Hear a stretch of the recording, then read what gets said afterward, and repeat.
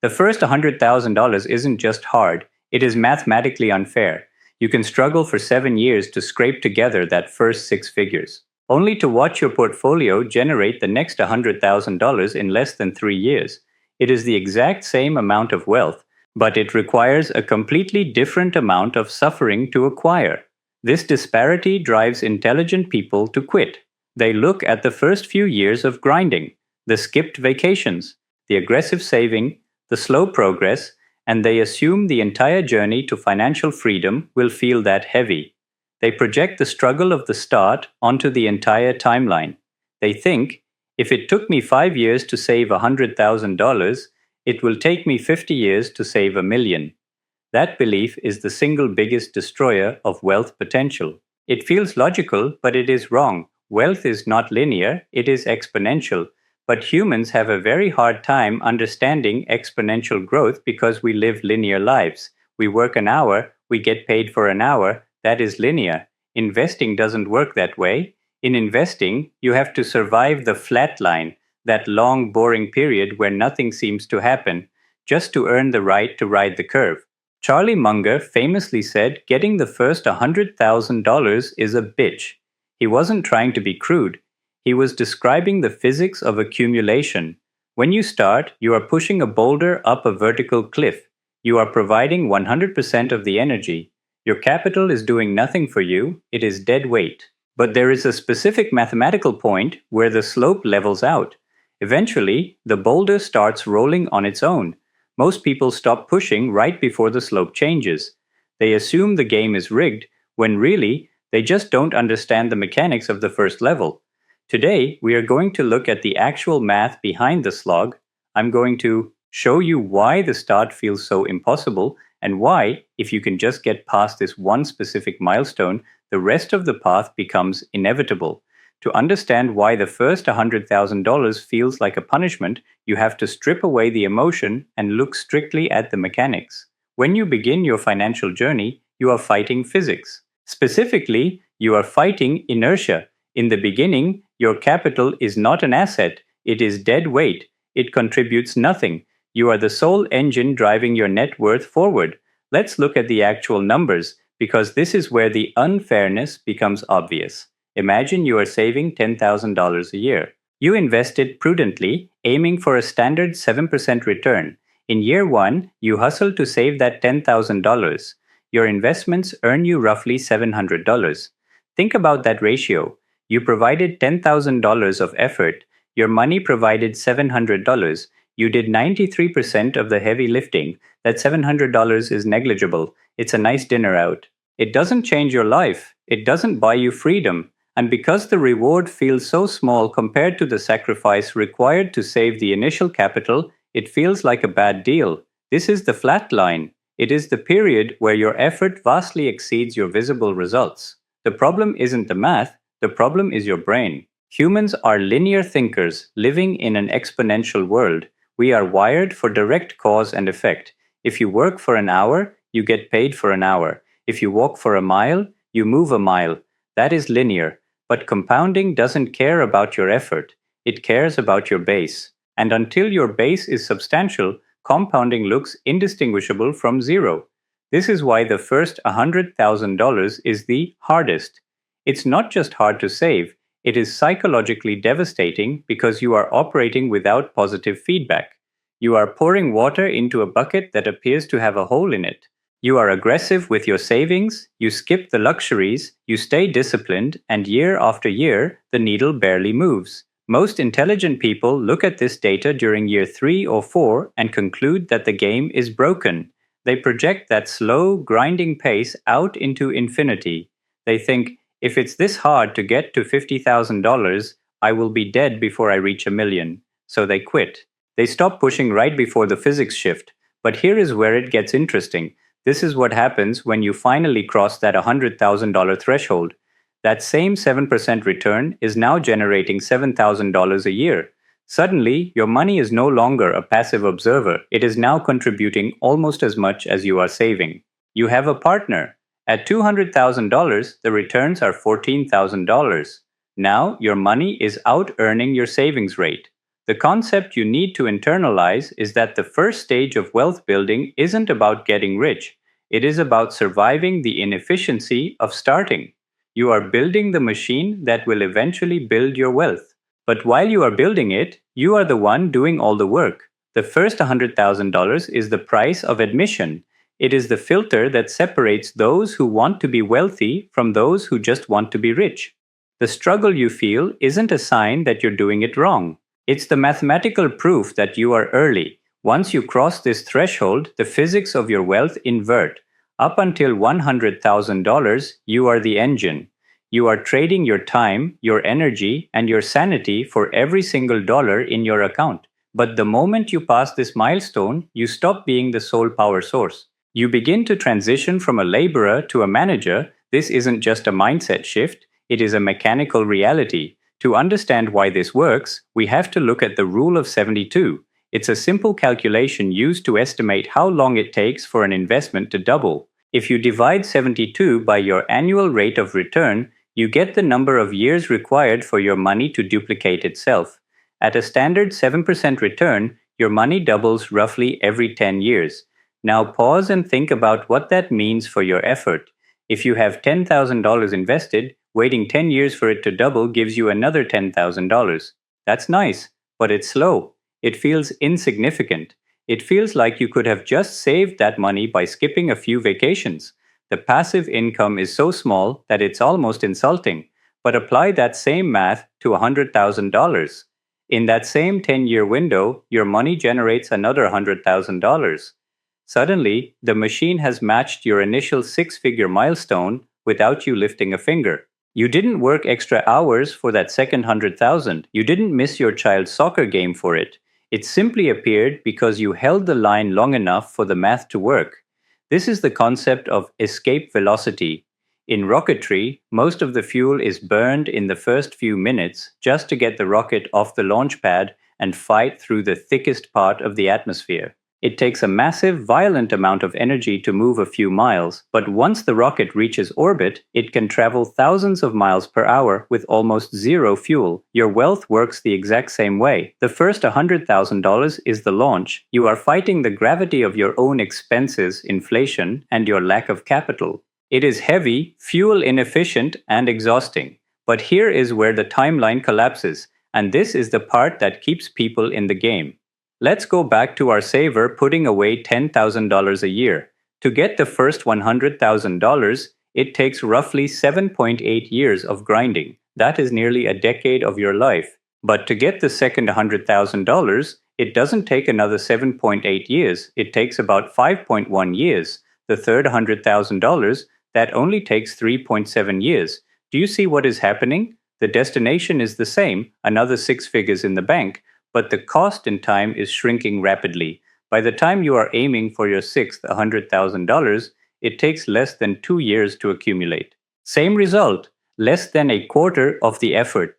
This is why the rich get richer. It's not because they are smarter than you. It's not because they found a secret stock pick. It is because they have reached a point where their capital compounds faster than their labor ever could. When you are at the beginning, you are looking at the mountain and thinking you have to climb the whole thing on your hands and knees. You don't realize that there is a ski lift waiting for you at the first base camp. But there is a common objection I hear all the time. $100,000 isn't what it used to be. And you're right. Inflation has eroded the purchasing power of six figures. You can't retire on $100,000. In some cities, you can barely put a down payment on a house with it. But this objection misses the point entirely. The $100,000 milestone isn't about lifestyle. It isn't about what you can buy. It is about critical mass. It is the point where the mathematical weight of your portfolio becomes heavy enough to dent the universe. Even if $100,000 buys less bread than it did in 1990, the math of compounding remains unchanged. The rule of 72 doesn't care about the price of eggs. It cares about the volume of capital. If you dismiss the milestone because it's not enough money, you are giving yourself permission to stay at zero. You are using inflation as an excuse to avoid the climb. So how do we actually navigate this? We've established that the math is unfair. We know that the first $100,000 is a gravity well that requires excessive fuel to escape. But knowing the physics doesn't make the climb any less painful. You still have to wake up every day and push the boulder. The mistake most people make is trying to invest their way out of the first stage. They obsess over asset allocation. They spend hours researching whether to buy an S&P 500 ETF or a dividend growth fund. They worry about whether the market is up or down this week. Here is the brutal truth. Under $100,000, your investment returns do not matter. If you have $10,000 invested and the market rips upward by 20%, a legendary year, you made $2,000. That is less than $200 a month. You could make that by driving an Uber on Saturday nights or selling things from your garage. The market cannot make you rich when you have no capital. During this first phase, you are the asset. Your savings rate is the only lever that moves the needle. This means your strategy needs to be radically different from someone managing $1 million portfolio. A millionaire needs to protect capital and seek reasonable growth. You need to practice brute force accumulation. There are only two ways to do this, and you likely need to do both. The first is aggressive defense. This doesn't mean skipping lattes. That's trivial. It means structural austerity. It means keeping your major fixed costs, housing and transportation, artificially low. This is the hardest part for high earners. If you make $150,000 a year, you feel like you deserve a luxury apartment. But if you sign that lease, you are voluntarily increasing the gravity you are trying to fight. You have to be willing to look poorer than you are. This is the status lag. It is the gap between what you can afford and what you actually spend. The wider that gap, the faster you escape the gravity well. The second lever is offense. Since your portfolio isn't generating income yet, you have to manufacture it. In the early stages, the highest ROI activity isn't researching stocks. It is increasing your primary income. A $10,000 raise at your job, if fully invested, is worth more than a 100% return on a $10,000 portfolio. But here is the trap. Most people get the raise and immediately upgrade their lifestyle. They get a promotion, so they buy a better car. They effectively burn the extra fuel they just earned. To survive the flat line, you need to adopt the 100% rule. Any money that comes in above your baseline survival number does not exist to you. It goes directly into the machine. If you get a bonus, it's gone. If you get a tax refund, invested. If you get a raise, you live on your old salary and bank the difference. This requires a psychological shift. You have to stop viewing money as something to spend and start viewing it as employees to be deployed. Let's go deeper into this employee analogy because it changes how you treat every dollar. Think of your money like a corporate hierarchy. When you have $0 to $10,000, your money is an unpaid intern. It is useless. It requires constant attention, it makes mistakes, and it contributes absolutely nothing to the company's bottom line. In fact, it costs you stress just to manage it. This is the intern phase. It is frustrating because you are doing 99% of the work while your money sits there. Most people get annoyed with the intern and fire them. They spend the savings on a vacation because they prefer the instant gratification over the incompetence of the small investment. But if you keep pushing to $50,000, that intern graduates. They become a junior associate. They still need supervision, and they aren't making the company rich, but they are covering their own lunch. You start to see a glimmer of potential. By the time you reach $100,000, that employee is a middle manager. They are reliable, they show up every day, they are generating real output, $7,000 or $8,000 a year. That's not enough to retire on, but it's enough to pay for a used car or a nice trip without you opening your wallet. And when you hit $500,000, you have hired a CEO. That money is now working harder than you are. It is making strategic moves, generating massive returns, and allowing you to step back from the daily operations. The tragedy of the first $100,000 is that most people quit while they are still managing the intern. They endure the hardest years, the years of maximum effort and minimum reward, and then they walk away just as the employee is about to become profitable. If you are currently in that flat line, stop looking at your account balance as a scorecard of your success. It is lying to you. In the early stages, your net worth is not a measure of your wealth. It is a measure of your endurance. And there is another hidden cost to quitting early, the opportunity cost of delay. Every year you delay the first $100,000 doesn't just push your retirement back by a year, it pushes it back by a decade. Because of the exponential nature of the curve, the dollars you save in your 20s and 30s are the most potent soldiers you will ever recruit. A dollar invested at 25 is worth 10 times more than a dollar invested at 55. When you delay the slog because it feels too hard, you are effectively burning the most valuable fuel you possess: time. So, how do you stay in the fight when the results aren't showing? You have to gamify the first level. Make $100,000 the only goal that exists. Ignore the million. Ignore retirement. Just focus on filling the bucket to the first line. When you narrow your focus, the suffering makes sense. You aren't depriving yourself, you are buying your freedom. Every dollar you save is buying you out of the flat line a few seconds faster. You are building a dam. For years, you pile up rocks and nothing happens. It feels pointless. You are tired.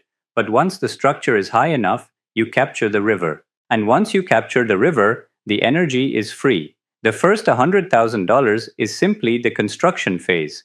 It is the filter that separates the consumers from the capitalists. If this process were fast, or if it were easy, capital would have no value. The difficulty you are feeling right now is the barrier to entry. It is the price you pay to transition from someone who works for money to someone whose money works for them. You don't need to be a genius to build wealth. You don't need to find the next Bitcoin or time the market perfectly. You just need to survive the inefficiency of the start. The math is not a theory, it is a law. If you input the capital and the time, the output is guaranteed. So, keep the intern, train the employee, push the boulder, because once you crest that first hill, gravity starts working for you instead of against you. Remember what I said at the start about the math being unfair? It is. But now you know that the unfairness eventually swings in your favor. The system is designed to weed out the impatient. It rewards endurance, not intensity. The first $100,000 is the test. Pass it, and the rest of the game plays itself. If this breakdown helped you see the purpose behind the struggle, subscribe. We don't do hype here. We focus on the psychology and mechanics of wealth so you can stop fighting the current and start using it. Stick with the math, and I'll see you in the next one.